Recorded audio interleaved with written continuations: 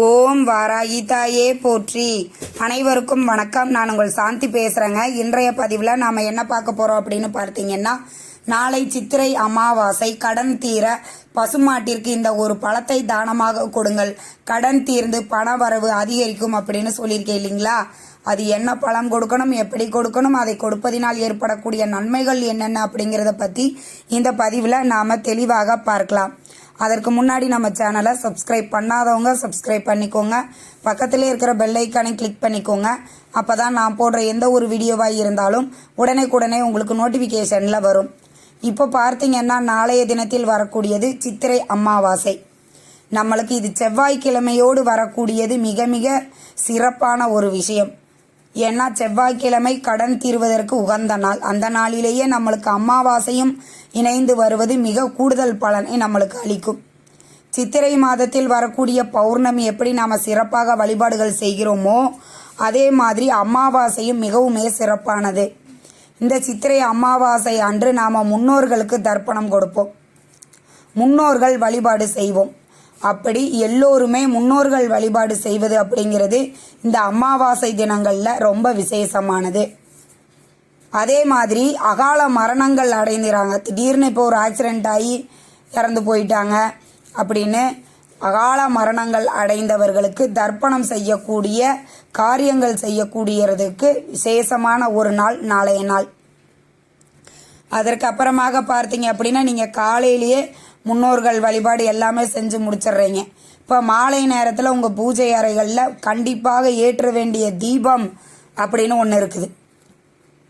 நாம் நார்மலாக காமாட்சி விளக்கு, குத்து விளக்கு நீங்கள் கண்டிப்பாக ஏற்றுவீங்க. ஆனால் அதை தவிர நீங்கள் முன்னோர்களுக்காக ஒரு தீபம் ஏற்ற வேண்டும். அது என்ன தீபம் அப்படின்னு பார்த்தீங்கன்னா, ஒரு அகல் விளக்கில் நல்லெண்ணெய் தான் ஊற்றணும், நெய் ஊற்றக்கூடாது. நிறைய பேர் நெய் ஊற்றியெல்லாம் தீபம் போடுறீங்க.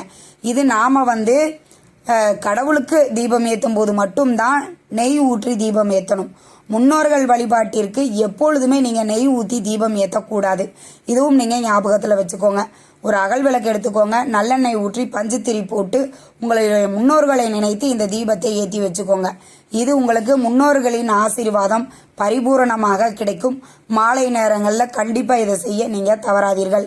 அதே மாதிரி பார்த்தீங்கன்னா, இந்த சித்திரை அமாவாசை அன்று பசுமாட்டிற்கு நாம் இந்த ஒரு பொருளை தானமாக கொடுக்கணும் அப்படின்னு சொல்லியிருக்கோம்.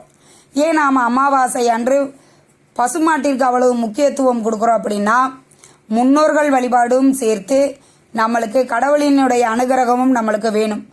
அப்போ அனைத்து கடவுள்களும் எங்கே இருக்கிறாங்க? பசுமாட்டில். அந்த பசுமாட்டில் 33 கோடி தேவர்களும் ரிஷிகளும் முனிவர்களும் வாசம் செய்கிறாங்க அப்படிங்கிறது ஐதீகம். முப்பெரும் தேவியும் வாசம் செய்கிறாங்க. லட்சுமி, சரஸ்வதி, பார்வதி 3 பேருமே அங்கே வாசம் செய்கிறாங்க. அதனால் நாம் பசுமாட்டை அமாவாசை அன்று அதற்கு உணவளித்த பசுமாட்டை வழிபாடு செய்யும் போது அனைத்து விதமான தெய்வங்களின் ஆசீர்வாதமும் நம்மளுக்கு கிடைக்கும். சரி, இப்போ நம்ம பசுமாட்டிற்கு என்ன பழத்தை தானமாக கொடுக்கணும் அப்படின்னு பார்த்தீங்கன்னா, பலாப்பழம். இந்த சூழ்நிலைகளில் இந்த பலாப்பழம் நம்மளுக்கு சீசன் தான், எல்லா கடைகள்லேயும் நம்மளுக்கு கிடைக்குது. இந்த பலாப்பழத்தை ஒரு 50 ரூபாய்க்கு வாங்கி கொண்டு போய் நீங்கள் உங்கள் கையால் பசுமாட்டிற்கு கொடுங்க. நிறைய பேர் சொல்கிறீங்க, எனக்கு பயமாக இருக்குது, நாங்கள் அந்த மாட்டோட சொந்தக்காரங்க கிட்ட கொடுக்க சொல்லிட்டோம் அப்படின்னு. அப்படி கொடுக்கக்கூடாது. உங்களுக்கு பயமாக இருந்தால் அந்த மாட்டுக்கு சொந்தக்காரங்களை பக்கத்தில் நிற்க வச்சுட்டு நீங்கள் உங்கள் கையால் பலாப்பழத்தை கொடுங்க. இப்போ எங்கள் வீட்டுக்கு பக்கத்தில் மாடுகள் கிடையாது அப்படிங்கிறவங்க, உங்கள் வீட்டுக்கு அருகில் சிவ ஆலயங்கள் இருக்குது அப்படின்னா அங்கே நிச்சயமாக இந்த பசுமாடு அப்படிங்கிறது அங்கே வச்சுருப்பாங்க. அங்கே கூட நீங்கள் வாங்கி கொண்டு போய் அங்கே இருக்கக்கூடிய பசுமாட்டிற்கு நீங்கள் உணவளிப்பது அப்படிங்கிறது ரொம்ப விசேஷமானது.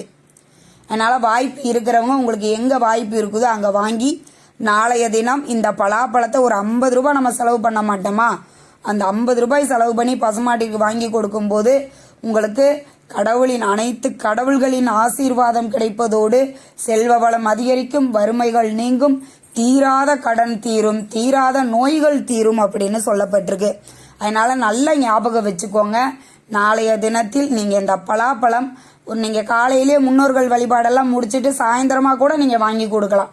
மொத்தத்தில் நாளைய தினம் நாம் மாலை இரவு நேரம் வருவதற்குள் நம்ம இந்த பலாப்பழத்தை வந்து நீங்கள் பசுமாட்டிற்கு தானமாக கொடுங்க. நீங்கள் கோவிலுக்கு போகிறீங்க, அங்கே இருக்குது அப்படின்னா கூட வாங்கிட்டு வந்து டக்குன்னு பசுமாட்டிற்கு வந்து அந்த பலாப்பழத்தை நீங்கள் கொடுத்துடுங்க. இதனால் நம்மளுக்கு என்னென்ன நன்மைகள் ஏற்படும் அப்படின்னு பார்த்தீங்கன்னா, நம்மளுக்கு தீராத கடன் தீரும் அப்படின்னு சொல்லப்பட்டிருக்கு. வறுமைகள் நீங்கும், செல்வ நிலைகள் அதிகரிக்கும், வாழ்க்கையில் முன்னேற்றம் ஏற்படும், தீராத நோய்கள் தீரும் அப்படின்னு சொல்லப்பட்டிருக்கு.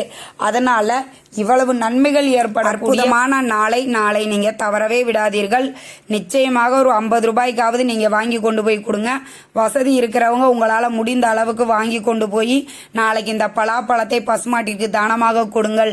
வாழ்நாள் முழுவதும் வறுமைகளே ஏற்படாமல் செல்வ நிலை அதிகரிக்கும். இந்த தகவல் உங்களுக்கு ரொம்பவுமே பயனுள்ளதாக இருந்திருக்கும் நினைக்கிறேன். வீடியோ பிடிச்சிருந்தா லைக் பண்ணுங்க, ஷேர் பண்ணுங்க, கமெண்ட் பண்ணுங்க. இந்த பதிவை உங்களுடைய உற்றார் உறவினர்கள் நண்பர்களுக்கும் ஷேர் பண்ணுங்க. அவங்களும் பார்த்து பயன்பெறட்டும். நன்றி, வணக்கம்.